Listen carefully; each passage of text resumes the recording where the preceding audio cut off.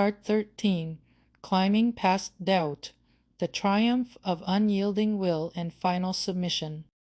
Chapter 1, The Brutal Elevation and the Cost of Sovereignty. The initial exhilarating euphoria of commitment, carried by the strong, sharp strumming of the sovereign guitar, began its inevitable confrontation with the stark, uncompromising physical reality of the high ascent. The upward path had ceased to be a metaphor or a choice, becoming instead a brutal, immediate physical demand. The rock face rises, sheer and unforgiving, an immense gray slab of ancient stone that offered no easy purchase, demanding absolute respect and the calculation of every ounce of effort. This specific segment of the climb marked a moment where the climb begins to sting, where the pure intellectual mental clarity of ambition met the searing, cumulative, and relentless pain of sustained exertion. The mountain now exacted its harsh tariff, not in coin, but in biological suffering. This deep physical pain was the price demanded just for simply living at the extreme frontier of human endurance, a stark, undeniable reminder that true, self-defined existence lay not in comfort, but in struggle and voluntary suffering.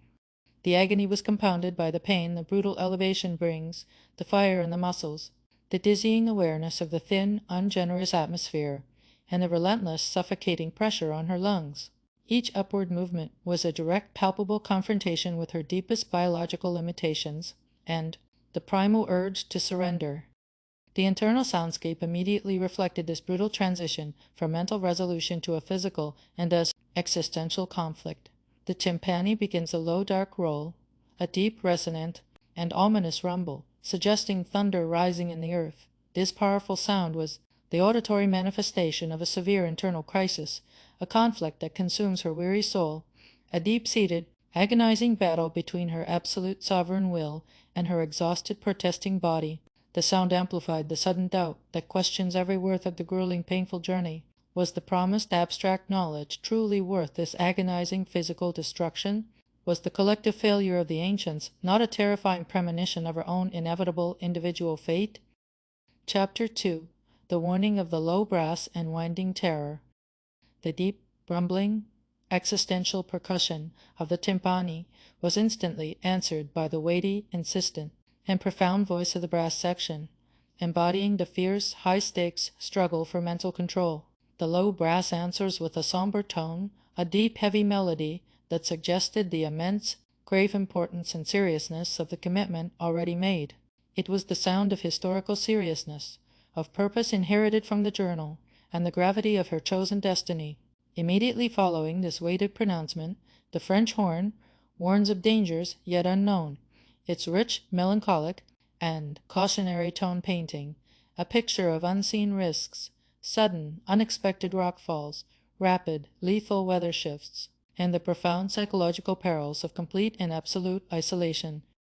This music articulated precisely the fear of failure she must face alone, the terror, rooted not merely in the physical act of falling to her death, but in the spiritual consequence of yielding, of withdrawing. After so absolute a declaration of intent, this paralyzing fear was acutely heightened by the raw, unyielding severity of the environment upon this unforgiving ancient stone.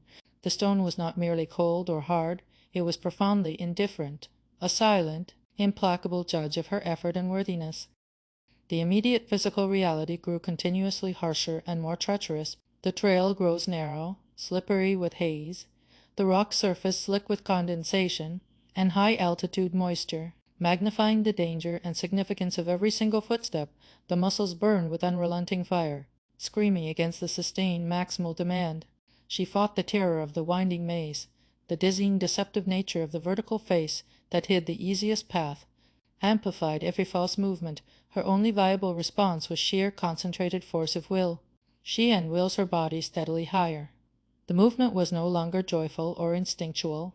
It was a pure, cold act of mental command over her rebellious, protesting physical pain. Chapter 3, The Heavy Weight of Achievement and Final Will. The score of the entire orchestra held the complex, excruciating core of this necessary process. The music holds the conflict in the sound, powerfully juxtaposing the timpani's existential dread with the brass's grim, determined, and enduring power. It underscored absolutely the heavy weight of what she must achieve. The monumental expectation placed upon her by the ancient writers, and more importantly, by her own sovereign, internal choice. This immense pressure would only lift entirely before the answers finally can be found. Before the summit delivered the ultimate revelation, her only sustainable current comfort was the fragile solace that she can believe, the belief that the voluntary struggle itself was the irrefutable proof of the answer's worth, and the validity of her quest.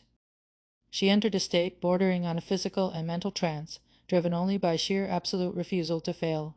She pushes through the agonizing thrust, the continuous sharp and inescapable pain that threatened to halt her progress with every beat of her heart and every shallow breath. She was refusing to acknowledge the delay, the creeping, insidious temptation to rest, to pause, to simply stop enduring the relentless pain and the demanding elevation. The foundational principle of her ascent became her singular shield. The choice she made is sacred now and just, elevating her perilous journey from a mere physical feat to an absolute, unassailable spiritual duty. She vowed with every fiber of her being she will not yield upon this tiring way. The internal conflict having been dragged to its absolute vertical peak, suddenly and decisively resolved, the grinding dissonance of the low brass against the timpani gave way to profound harmony.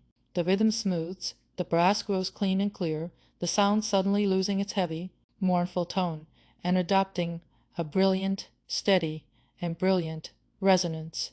The moment of resistance now is past.